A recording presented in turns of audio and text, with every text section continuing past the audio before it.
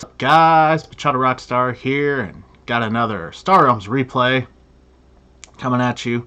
Playing the Immortal Birdlaw here, and you'll notice that Birdlaw has cards that you only get if you win a Star Realms tournament. So, we gotta play our A game. Let's see if we do. Let's see how this game goes. Here we go. Alrighty, let's take a look. Okay, right off the bat. So my opponent plays one trade, picks up Starbarge. My guess is that's two trade underneath. There's no way that Birdlaw is going to leave me a repair bot just to pick up a Starbarge. That's ridiculous. So, pretty sure that's what's going on. This play is fine. It's just everything out here costs 2, so may not be necessary. But yeah, first turn, right? We're building our deck. We don't know where the deck's gonna go. Repair bot gets pulled, so this is awesome. So notice I've got some choices here, right? My opponent has clearly got plenty of trade, and they've already got a scrap edge on me, but it's not necessarily a large one because it's a discard scrapper and not a hand scrapper. So there's no guarantee that that scrap's actually going to happen. So I'm not necessarily feeling the, oh my god, I gotta catch up on scrap like feelings that might occur. So, but I do know that because Birdlaw has a scrapper, that the longer the game goes, the more likely it is that I'm going to lose because the game just goes too long. And then they become more efficient than me, and then it's over.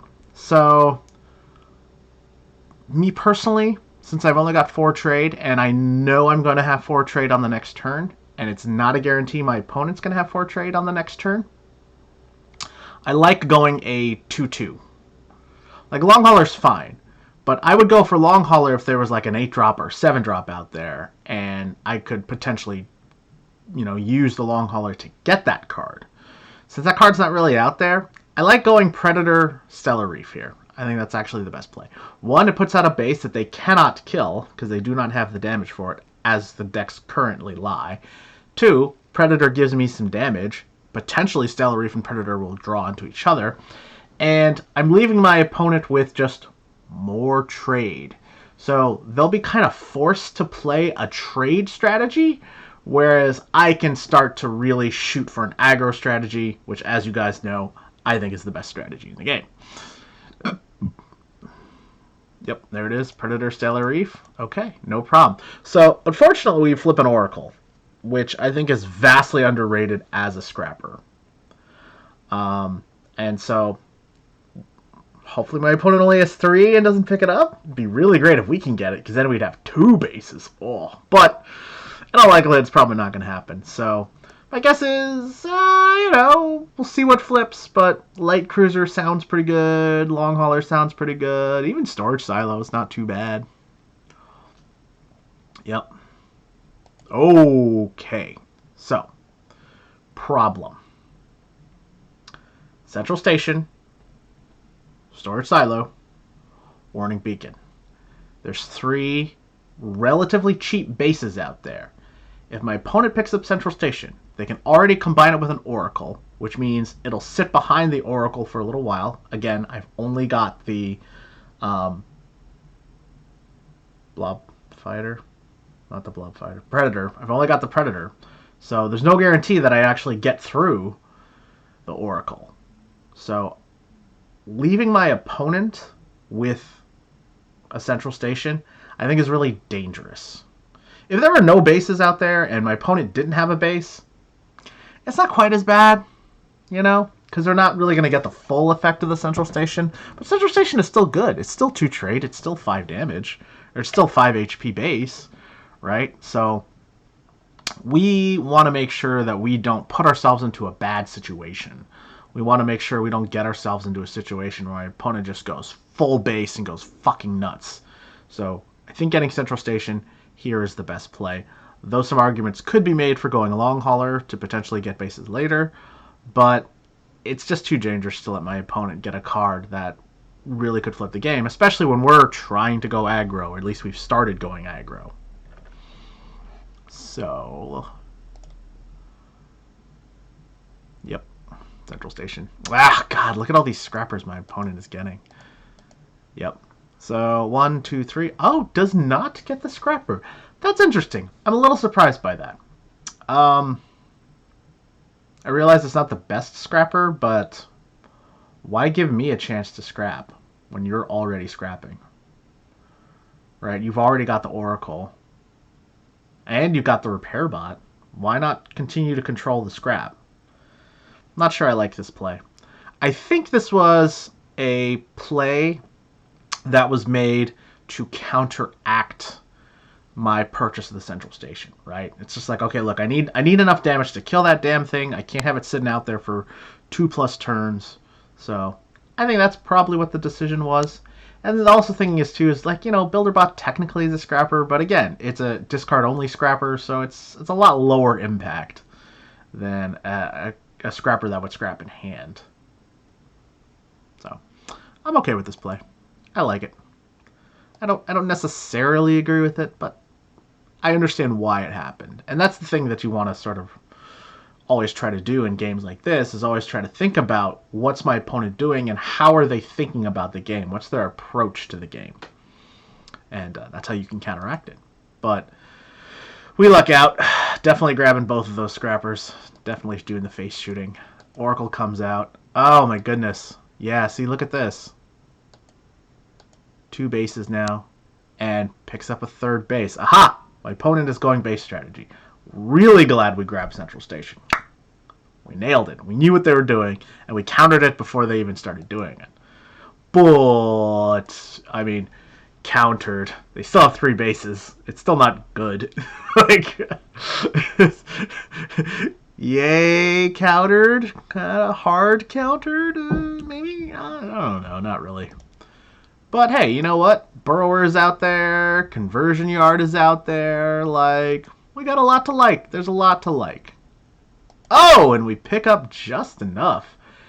And we have to scrap Stellar Reef, which is unfortunate. I think it's really important to not allow the Oracle to live. Now, we got lucky in a sense that scrapping the Stellar Reef allowed us to also kill the Warning Beacon.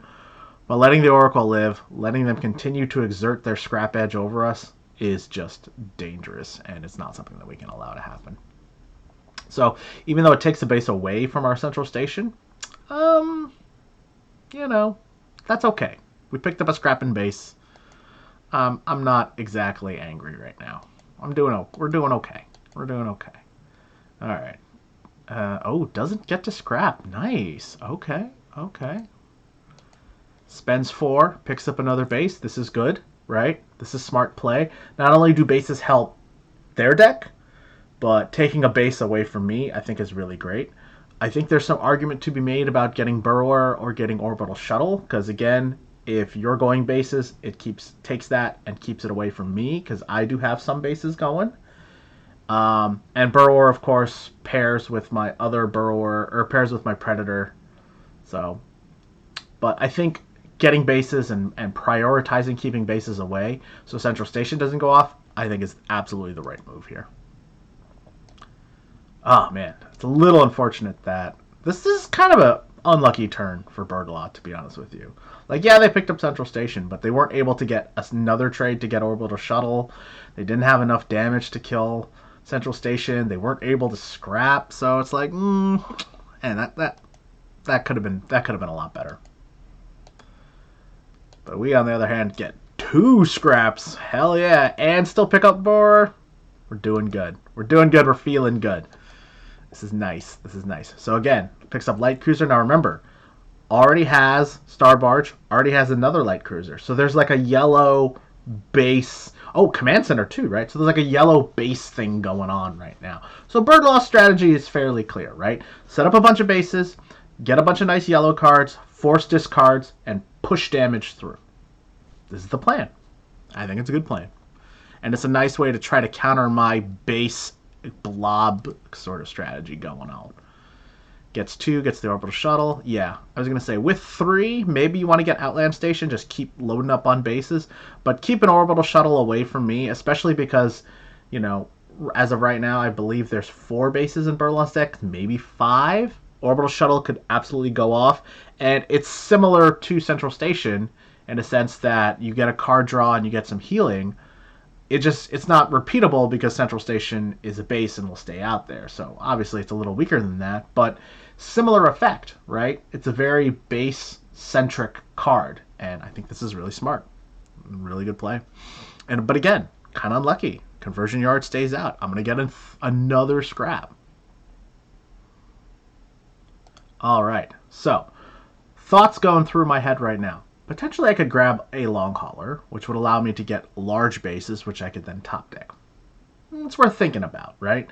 But there's 2 really good bases out there. Right now, bases are at a premium. Bases are what we're fighting over. This is the arms race, right? It's not a race for damage. It's a base race. So now I have to decide which base is going to be better for my deck. The defense system or the Outland Station.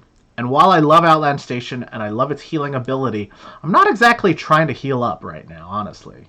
Like, defense system gives me more defense. Defense system pairs with all my red cards, gives me more damage.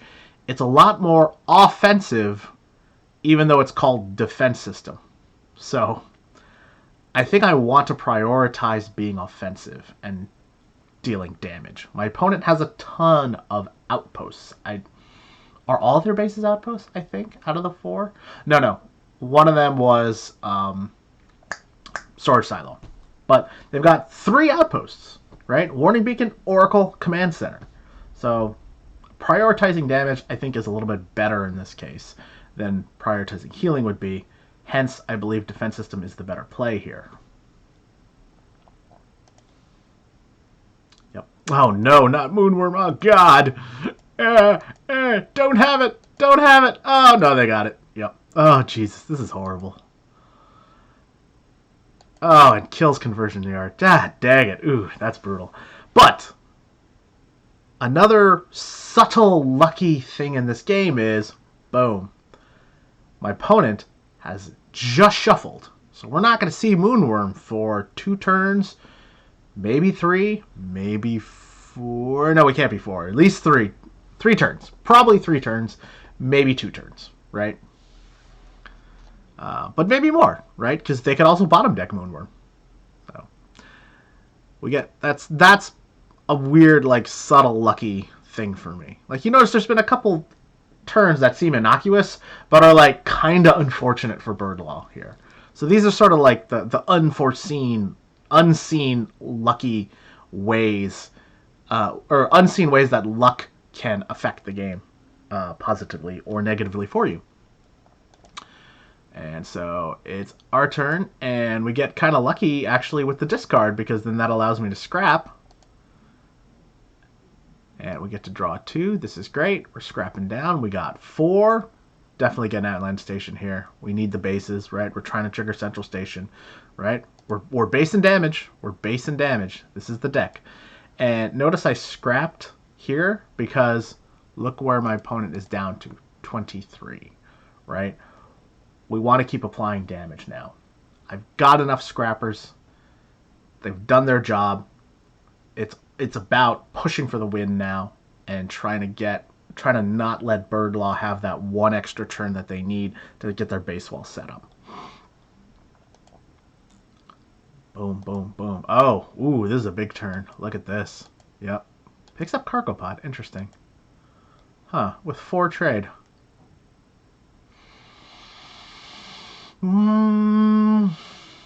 Why not get a long hauler? It's a little odd. Maybe because they want the Frontier Runner? Get a little healing? Oh, but they don't grab it. Okay, that's very odd. I mean, because you can scrap both of them.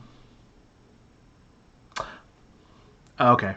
Birdlaw's keeping blobs away from me. That's what it is. That makes sense. Yeah. Yeah. Okay, I'm alright with that. It scraps for damage, too. Sure.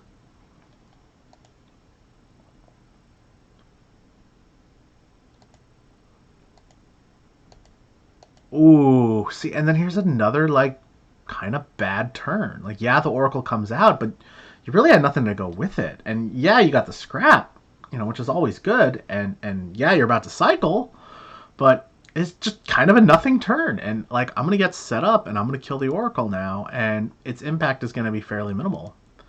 And, of course, I pick up the base, and pick up the base that cycles, and so we're feeling pretty damn good at this point now. Warpgate Cruiser. Yep. Oh, wow. Look at this. I don't think I can afford it, but yeah. Warpgate Cruiser, again, another yellow card, another good card for the deck. Like, I like Birdlaw's decisions, but you can see how, like, Birdlaw's getting a little unlucky. And I'm getting a little lucky. And when two really good players play each other, a lot of times that's the difference, 2% lucky on one side, 2% unlucky on the other side, and, it's 52-48 all of a sudden. Or 54-46, in favor of the luckier player. And yeah, boom, big turn. Big turn. Now I got the base wall set up. I got the damage set up. Oh, and I drew all my damage. And look how much thinner my deck is now because all the bases are out, right? I'm about to cycle again. So, boom, boom. Yeah, so it was good kind of get the cargo pod to scrap down, right? Potentially keep me from drawing. And now I have to toss 2 cards. So I tossed the scrapper just because I wanted the extra damage. That's just, kind of long and short of it. And boom. That's ball game.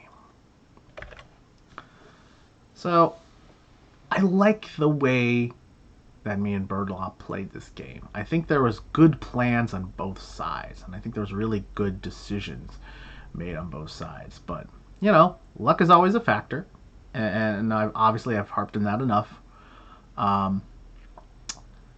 But knowing what your opponent's plan is and then countering it is vital, especially in higher level games where people have sophisticated game plans, where people are thinking ahead and they're thinking about their opponent's deck and they're trying to counter their opponent's deck. There's a lot of strategy choices that went into a lot of the seemingly normal, regular, obvious choice. I made a lot of decisions counter to my original thought process, right? Originally, I was like, hey, we're just going to go aggro. And then my opponent started getting bases, and I'm like, all right, I need to take bases away. And then my opponent was like, well, he's going bases, so I need to keep bases, and I need to go base strategy. But then he's also not getting yellows, so if I can make him discard and he gets scrapped down, but I'm making him discard, he could be potentially throwing away bases. So that's how I'm going to do it. I'm going to get bases, get damage, get discards. That's how I'm going to win. And then I was like, I'm going to get bases, get damage with a little bit of scrap, and that's how I'm going to win. Right? So 2 very nice, very good strategies that employed a lot of different ways to win the game. And ultimately, luck played a factor. Ultimately, just a couple of shitty draws from Birdlaw, a couple of pretty good draws from me. That was it. That's the game. Birdlaw is an excellent player, and hats off. And thank you for playing this game and being a part of it. And thank you guys for watching this video. I hope you learned something from it, and I'll see y'all later.